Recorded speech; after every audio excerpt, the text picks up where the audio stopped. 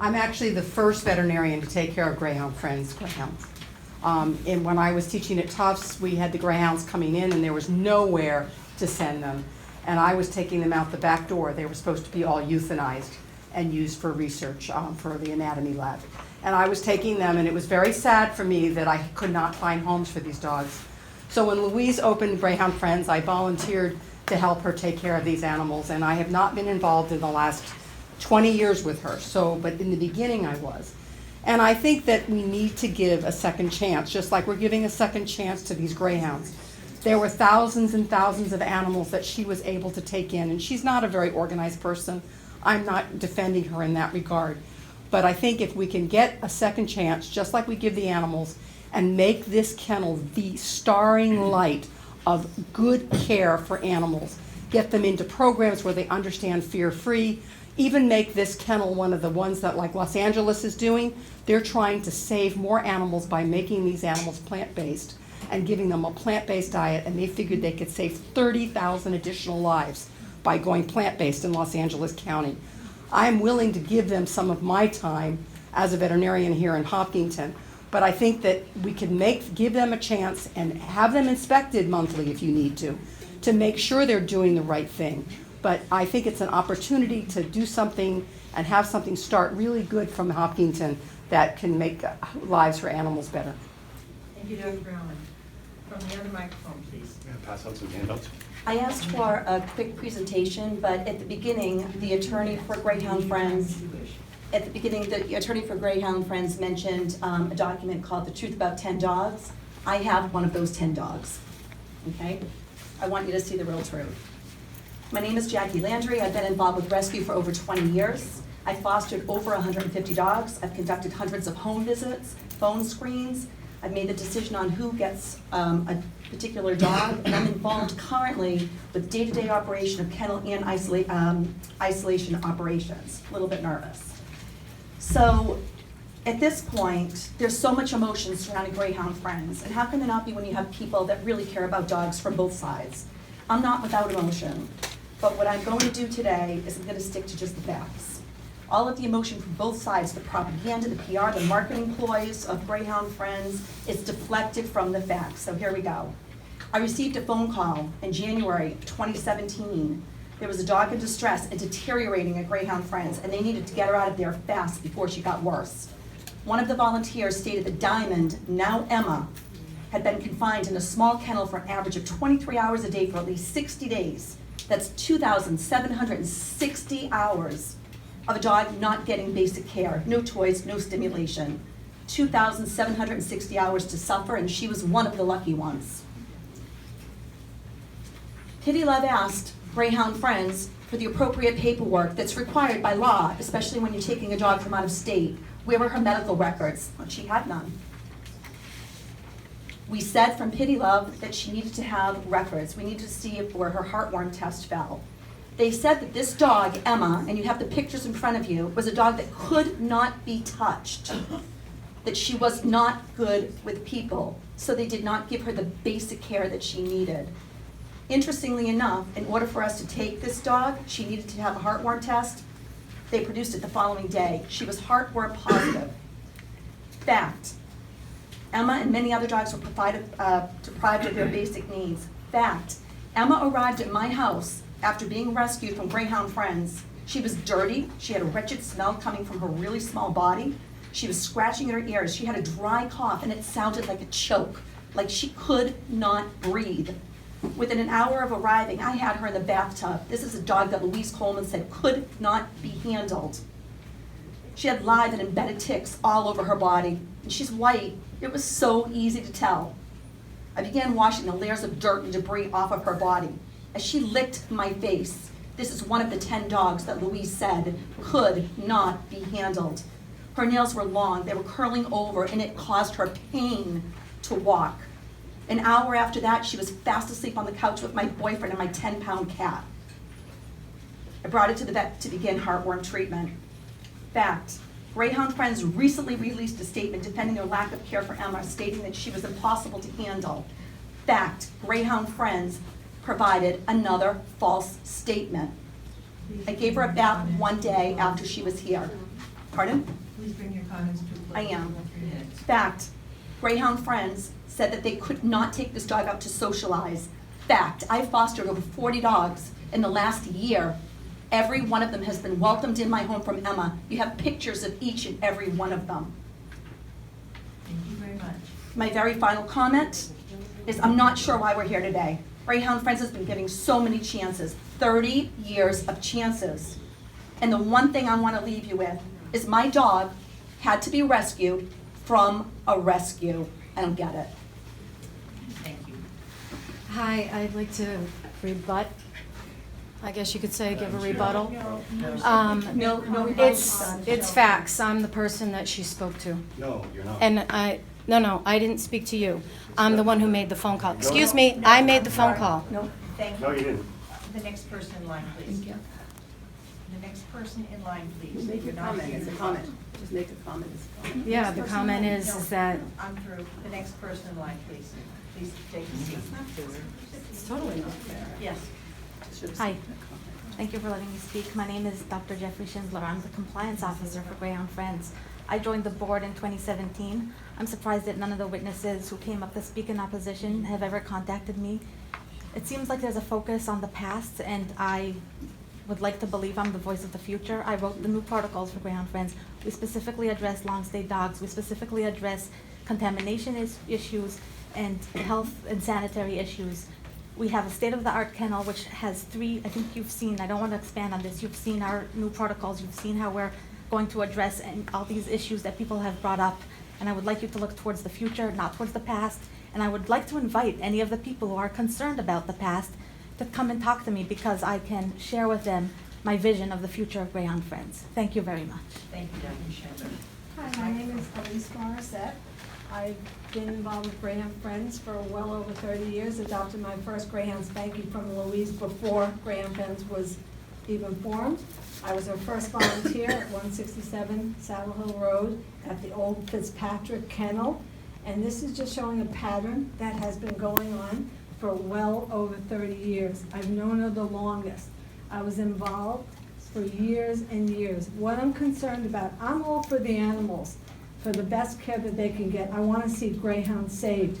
But these are the same people that turned a blind eye. They had to know what was going on all these years. And this has been going on forever. And I'm just saying, please don't reinstate the license unless it's a brand new board. None of these people, it would be okay. I want, the first most important thing is the welfare of the animals. And I've known Louise for 34 years. And just please reconsider not giving them the license. Thank you. Thank you, Ms. Morissette. Hello, I'm Carol Slayman from Hopkinton. I've been associated with the 2 kennels in Hopkinton for a long, long time. And I hope that you will consider doing a new license for this Friends of the Greyhounds. And that you separate the past from the future. And maybe if the energy all went into making it better, then it would get better. That's it. Hi there. My name is Sarah Julin. I adopted a dog from Greyhound Friends in April of 2017, so I wanted to come and talk to you about a member of the public and their experience with Greyhound Friends most recently after they were shut down. The Greyhound that I adopted from Greyhound Friends was malnourished, underweight, bald, and according to my vet, had the highest level of hookworms that he had ever seen. I have pictures of when he was first adopted, and you can see how bald he was if you want to take a look at them, and then pictures of after he's been there for a while when all the hair grew back. I also have a letter that I attached that I sent to the state vet about my experience with Greyhound Friends and adopting and subsequent multiple treatments that it took me to try and get him healthy. But there is document that the Attorney General published that stated that Greyhound Friends actually tested the dog that I adopted for hookworms when he first entered the kennel. That was 6 months before I adopted him. He tested positive, but there is no indication of any treatments. So even shutting them down did not sort of send the message that these dogs needed to be treated medically. And I was not told that he was sick because they told me that he wasn't. And within 2 days of having him, I'm a pretty experienced dog owner, it was very obvious that he was sick, and I have veterinary records to reflect that. So over the time that I owned Dakota, I spent thousands of dollars on his medical treatment because they didn't treat him when they had him. Thank you. Thank you very much. Sir? My name is Michael McCann. I'm past president of the Greyhound Project. We're an advocacy organization for Greyhound adoption. We follow Greyhound adoption throughout the country and throughout the world. And one of the first anywhere was Greyhound Friends. There was no Greyhound adoption. Greyhound Friends started. At the time, 60,000 Greyhounds every year were put into the racing industry, and probably 55,000 died as a direct result of euthanasia after their racing career was over. Louise Coleman was a pioneer, and she lost track, obviously, with just too many dogs in her kennel. And her board fought her for a long time to bring the numbers down and bring her kennel under control. Now that she is not part of the organization, she is the founder, but now that she's not part of the organization, I think these people are going to do a wonderful job with the Greyhounds in their care. Thank you. Thank you, sir. My name is Barbara Burnham. I live at 64 Hayden Rose Street in Hopkinton. I would, after listening to everyone speak tonight, I think unfortunately it's kind of clear that we have more of the same. Officer Brennan's report clearly indicated that there are still things that need to be done at Greyhound Friends, and I'm just urging the Board of Selectmen tonight to decline their application for a license. Thank you. Mrs. Burnham. Hi, my name is Kai Melhado. I am on the board of directors, Stoddard's wife. I respectfully request that I can read a letter from our vet, Dr. Poling, who could not be here tonight. So with your permission, can I do that? How long will it take? 1 minute. Okay. Okay, this is from Dr. Rodney Poling, who everyone who has a Greyhound knows him. He is well known in the Greyhound community. It was dated June 5th, 2018. To whom it may concern, as a practicing veterinarian in Massachusetts, I have provided a large portion of the medical and surgical services for Greyhound Friends since 1985. I've had interaction with the director, employers, board members, and adopters in thousands of cases involving veterinary care. I have also provided care for at least 6 other humane groups assisting in pet adoption efforts. I have never met anyone involved with Greyhound Friends who was not firmly committed to consistent humane treatment of the animals placed in their care, and in finding good, caring, supportive homes for a breed that certainly can have special needs. They have the best physical facility for adoptions in the state. They have loyal volunteers. They have loyal volunteers and supporters because it is obvious they try their best for the animals and have created a positive environment worthy of the time and financial resources people donate to them. Only 2 more paragraphs. Greyhound Friends is not a perfect organization. In my opinion, they have had at times accepted dogs with issues that make it unsafe or inappropriate for adoption to take place. At times, they have dedicated many resources to a few nearly impossible cases. This might be seen as a positive, humane effort, but can overtax their resources. I also believe that their recent issues with regulatory groups stem from the Greyhound Friends trying to do too much. I also am convinced the new protocols, new management, and a recommended group of volunteers will do a better job allocating resources in a realistic way for the common good of all the animals they serve. With respect, Rodney W. Poling, TVM. Thank you, Mrs. Burnham. You're welcome. Hi, my name is Deb Coviello. I live at 27 Colonial Drive in Clinton. I'm here as a former volunteer of Greyhound Friends. I volunteered there for 2.5 years, starting about 8 years ago. I just wanted to bring up something that no one else mentioned. The officer spoke of the small kennels.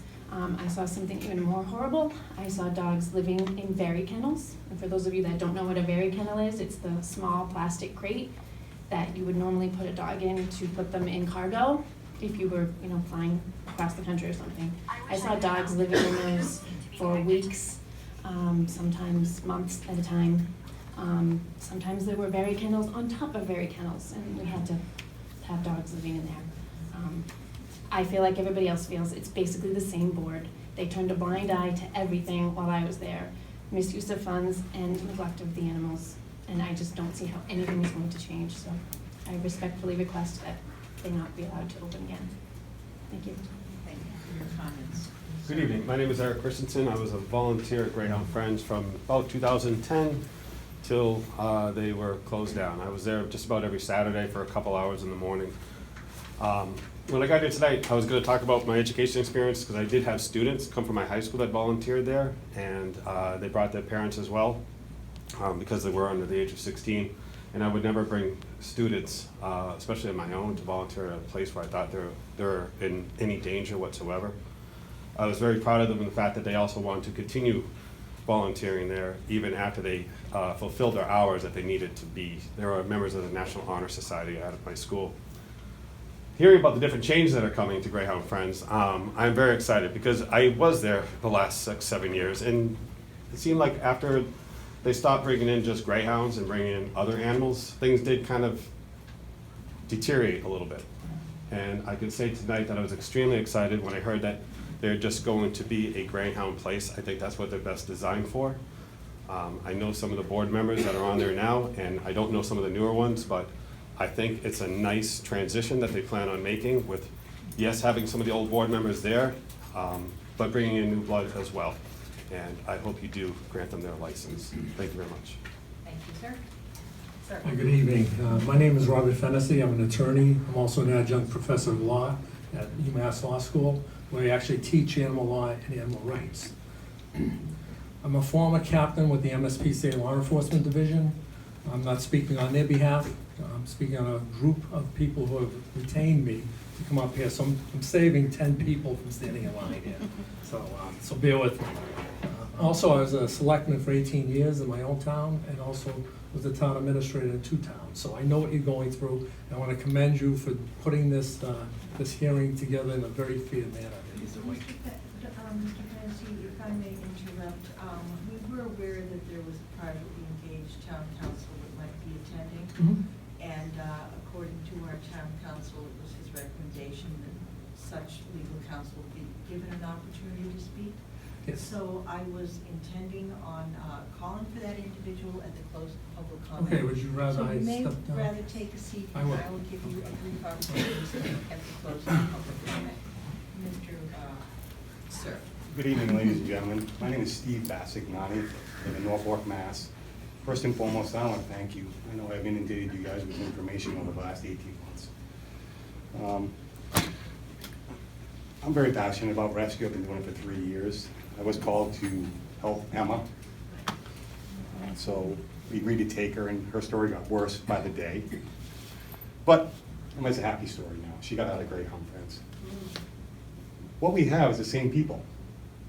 Same exact people, except for Jeffrey, who's the husband of the new president-elect. It's a family business that's failing. And new, too. It's failing. And dogs suffer. That's all I get to say. Thank you.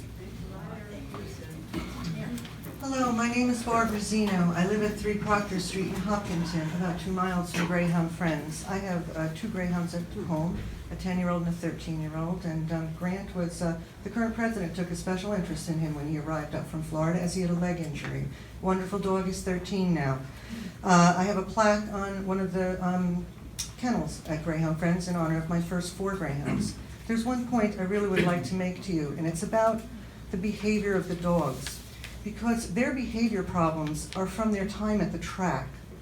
They are very poorly treated at the track and live in desperate conditions. So when you bring home a greyhound, it's a wonderful thing to watch that transformation of bringing a dog back. They have the bald butts. Greyhound Friends did not make the bald butts. They came from the track in that condition. I had a very badly abused dog that was adopted through Greyhound Friends. He was called a special needs adoption. He was so fearful. He was beaten at the track. It was not Greyhound Friends that caused him to tremble. These dogs with love and care come back, and it's a beautiful thing. It changes the person, not only gives the dog a great chance. And I really do feel positive about the changes that are being made, and I really, really would like to, and I do feel I speak for like the average person who's volunteered there. I've been volunteering for 20 years and who have a direct experience with this breed. They're a little unusual and they've been badly treated. They need a second chance, and I think with this new changes in board, we have an opportunity, and I would really like you to please consider it. And one other quick point. My special needs greyhound, a lot of times when you bring them home, they're not used to living in a house. They're very unusual. They actually enjoy having their little crate. I know it sounds crazy, but they do. Most of them, after a week, they say, all right, I've had enough. My special needs one, he had that kennel. And believe me, I didn't think it was particularly attractive in my living room to go when someone came to the house, because he felt safe there. These are all things from their track days. Please don't blame the kennel that is trying to move them out into homes so that they can become pets that are well loved and well, adopted. Thank you very We much. have time for one more brief comment, 1 minute if you can do it. 1 minute? Good evening. Thank you for letting me speak. My name is Elizabeth Paul. I am a Hopkinton resident and live at 5 Constitution Court. I have adopted a dog from Greyhound Friends. He was actually rescued from another local organisation and taken from Greyhound Friends because he was languishing in their care. He had been there for a couple of years and had a neglected medical issue. I would like to point out that Arnold is not a greyhound. He's a lurcher mix. He has never raced and has never lived in a racetrack environment. As I say, he was repeatedly failed to give medication, failed to give medical care, and when we actually took him into our vets, his medical records from Greyhound Friends weren't signed, weren't dated, and as a result we had to get a lot of his vaccinations that are required, as I understand by Massachusetts state law, reissued. I therefore respectfully asked the Board of Selectmen to not reinstate Greyhound Friends license. Thank you. Thank you very much. I must close the public comment period now. 20 minutes has elapsed. As previously